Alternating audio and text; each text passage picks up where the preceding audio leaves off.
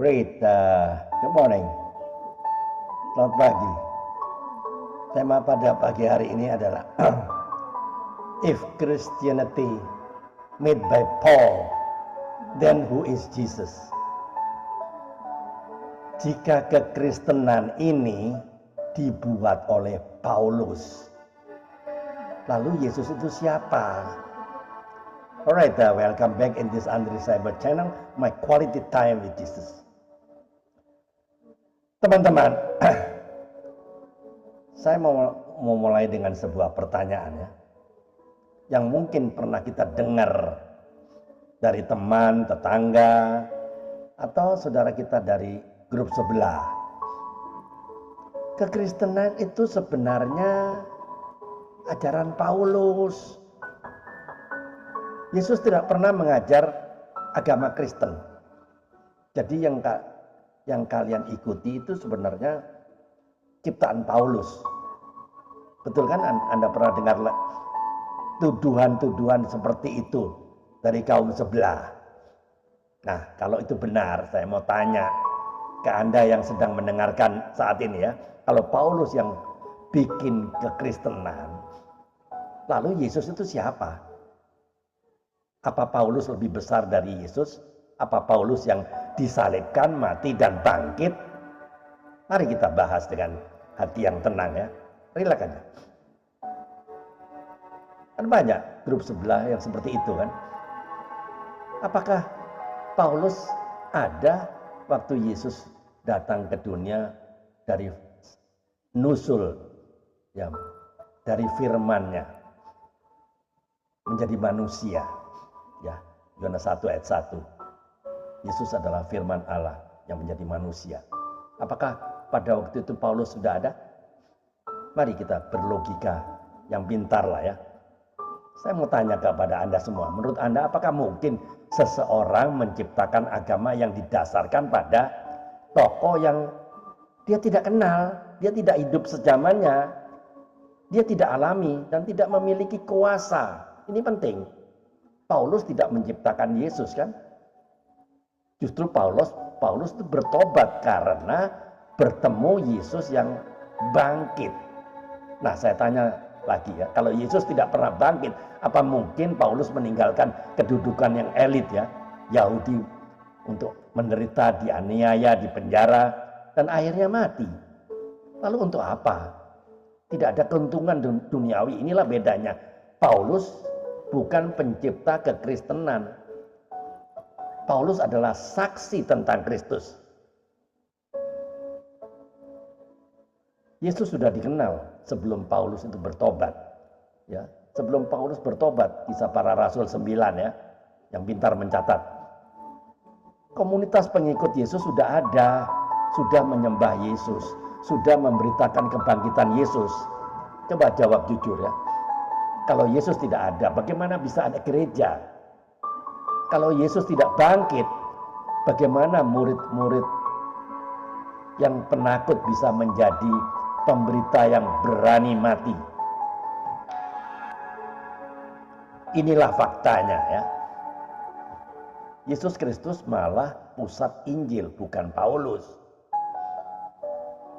Saya mau dengar ya dari Anda yang mendengarkan sekarang ini ya, YouTube ini. Jujur saja ya, jika Yesus cuma manusia biasa, mengapa ia memiliki pengaruh terbesar dalam sejarah jagat raya ini? Mengapa pengajarannya dipelajari 2000 tahun kemudian? Mengapa jutaan orang rela mati demi dia, bukan demi Paulus? Kalau Paulus menciptakan agama, maka Paulus harus lebih besar dari Yesus. Paulus yang harus disembah, dan nama Kristen seharusnya diganti dong, namanya Paulunian, iya nggak? Tapi yang terjadi sebaliknya kan, seluruh Alkitab dan seluruh gereja memuliakan Yesus, bukan Paulus. Mari kita cek klaim Yesus tentang dirinya, bukan kata Paulus. Yesus berkata, "Aku adalah jalan dan kebenaran dan hidup. Yesus berkata loh, sebelum Abraham jadi, aku telah ada. Yesus mengampuni dosa, hanya Tuhan yang bisa. Ya enggak? Yesus menerima penyembahan, Yesus menjanjikan hidup kekal. Paulus hanya mengajarkan apa yang Yesus sudah nyatakan. Sekarang saya tanya ke Anda ya. Kalau Paulus cuma manusia, bagaimana dia bisa membuat Yesus melakukan mujizat? Bagaimana Paulus bisa mengarang kehidupan Yesus padahal ada ribuan saksi mata? Ya enggak? Enggak masuk akal kan? Ayo, kita harus berpikir cerdas. Botol boleh, tapi jangan botol permanen. Ya enggak? Saya mau ajak Anda merenung sebentar ya. Tolong jawab dalam hati. Kalau Yesus bukan Tuhan, mengapa dia mati dengan cara yang begitu mengerikan? Kalau Yesus hanya guru, kenapa semua nabi dan rasul memberikan hidup untuk dia? Kalau Yesus tidak bangkit, ada di mana tubuhnya? Dan bagi Anda yang di grup sebelah ya, saya mau bilang begini, saya tidak datang untuk menyerang kepercayaan siapapun. Saya hanya ingin mengajak kita semua berpikir dengan hati yang jernih dan hati yang tulus. Yesus lebih besar dari Paulus. Yesus adalah Sang Firman yang menjadi manusia, anak domba Allah, Mesias yang dijanjikan, Tuhan yang bangkit dari kematian, Raja di atas segala raja. Paulus hanyalah apa?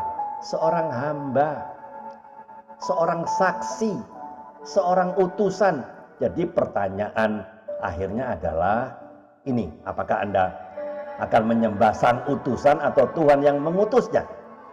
Jadi pesan moralnya, kebenaran tidak berubah hanya karena banyak orang yang meragukannya.